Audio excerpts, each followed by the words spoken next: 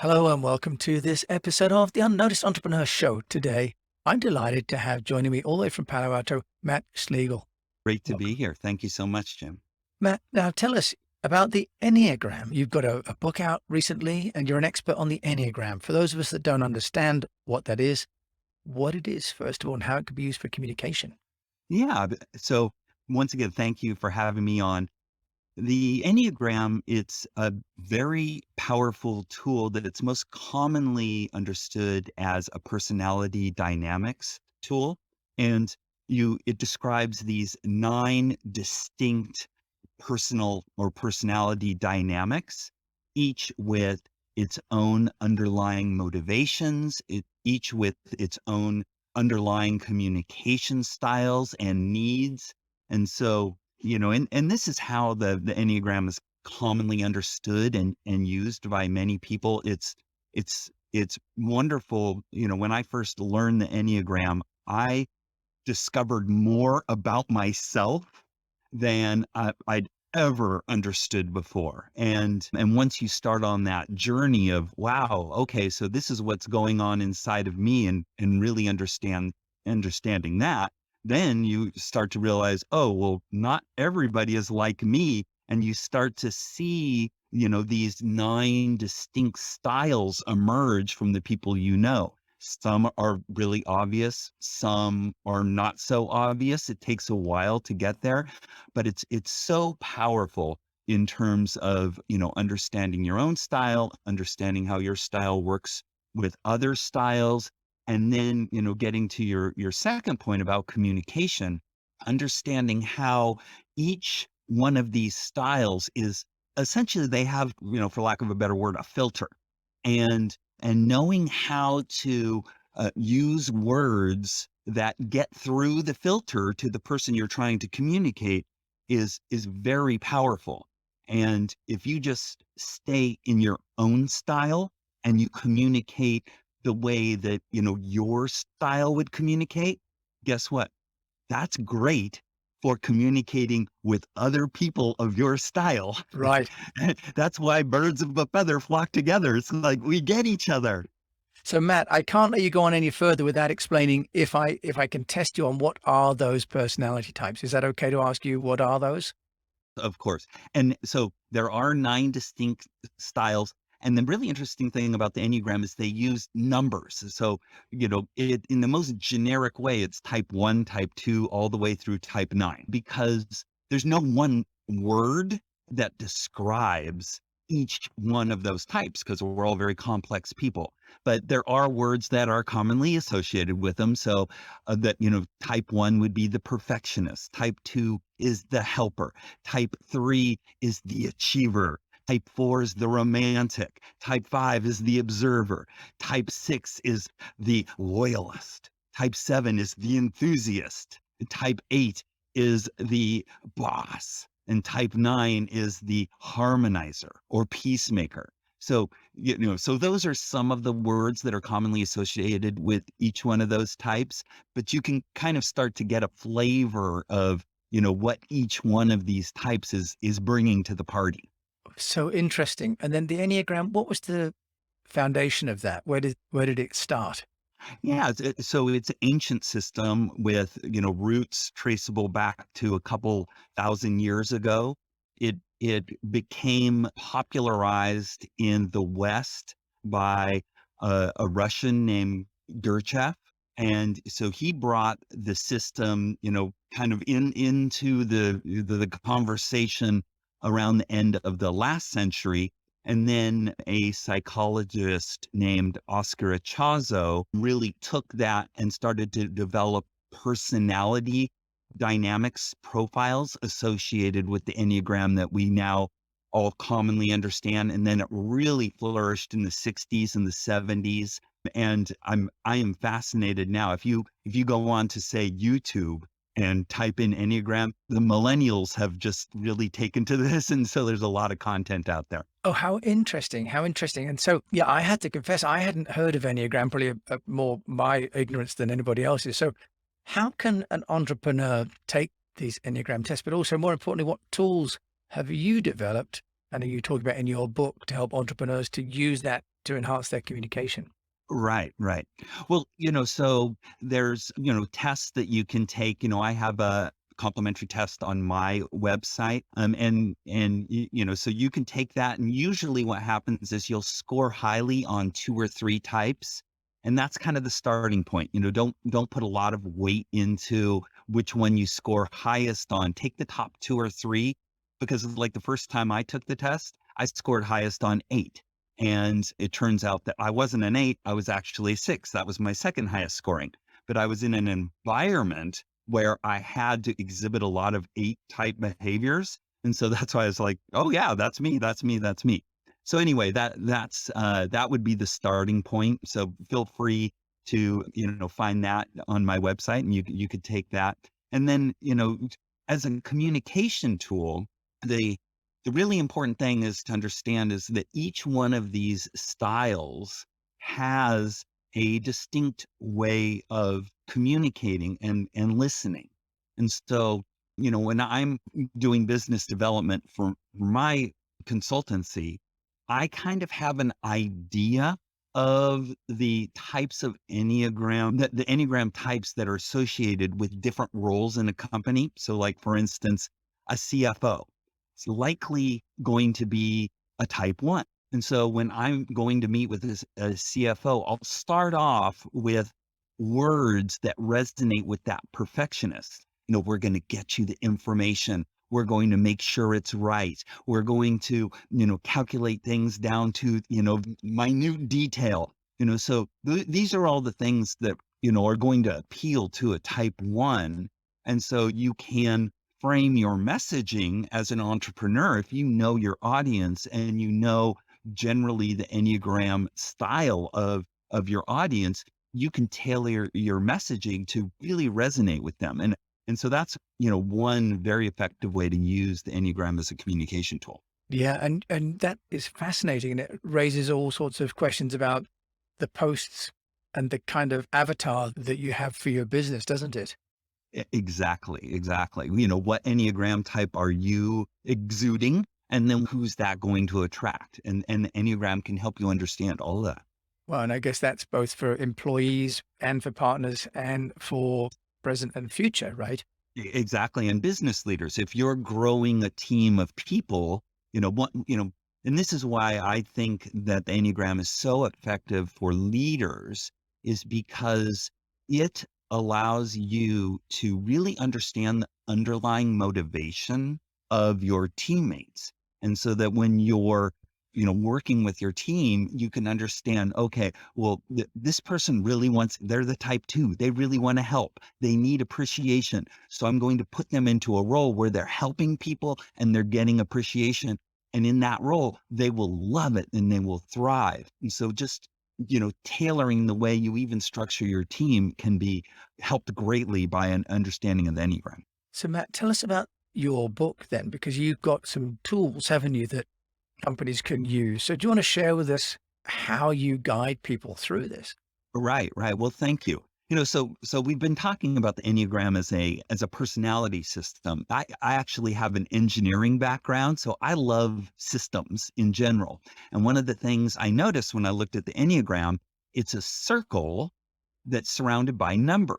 Kind of looks like almost a clock. So I'm thinking, well, why is it a circle and why is it numbers like a clock? And I did a little more research and I discovered that it's also a system, and the order is of the numbers represents the order of those dynamics that appear as you move around the circle. It essentially becomes a problem solving process. So for instance, what's the first step in problem solving? It's, hey, there's a problem. It shouldn't be like that. It should be like this. Well, that is exactly the dynamic of type 1, the perfectionist, because the perfectionist is the first one to say, hey, it shouldn't be like that. It should be like this, right? And on around. And so understanding that, I developed a team problem solving methodology that you can use with your teams. And it allows you to essentially accomplish amazing things with teams as you systematically work through that process. Okay, Matt. And what is the book called? Just give it a shout. Yeah, it's called Teamwork 9.0. And, the nine is for the nine Enneagram types.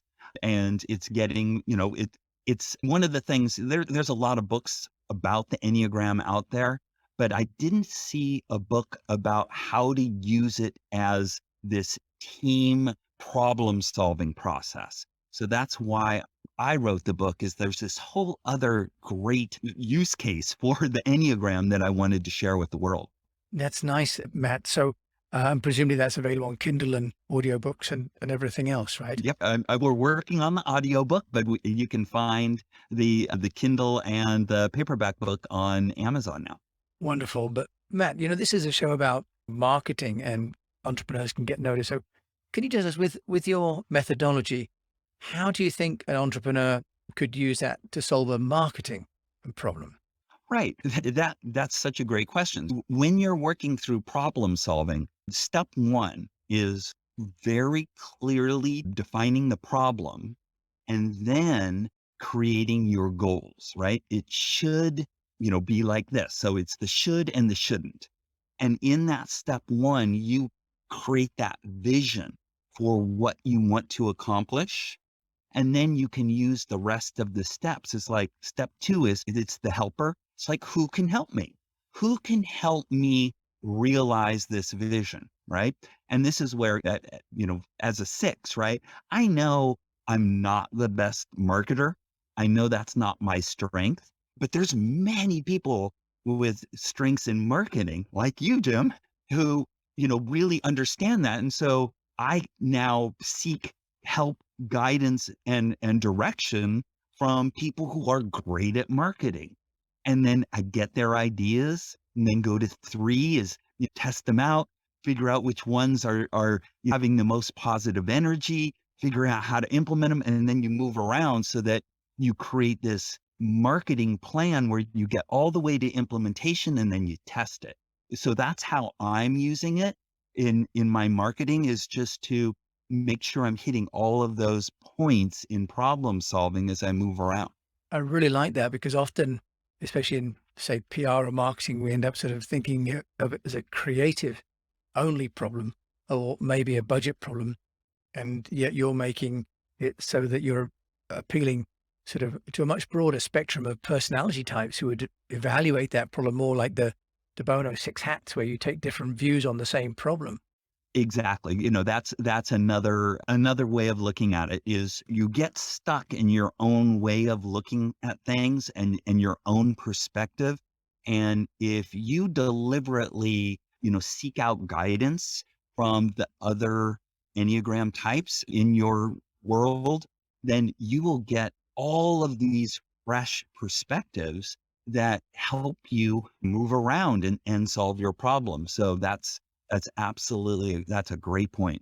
Yeah, and I like that, Matt, in that there are sort of two dimensions, aren't there? There's you're solving your own marketing problem, but also, as we talked earlier, if you think about your avatar, who your ideal customer profile is or member of staff, if you can identify what their Enneagram profile is, you can adjust your vocabulary accordingly Exactly. or your images and so on accordingly. Exactly. Exactly. Because each Enneagram type will respond, more positively or negatively to an image, right? So if you know who that persona is that you're trying to target to, you can really hone in on the messages.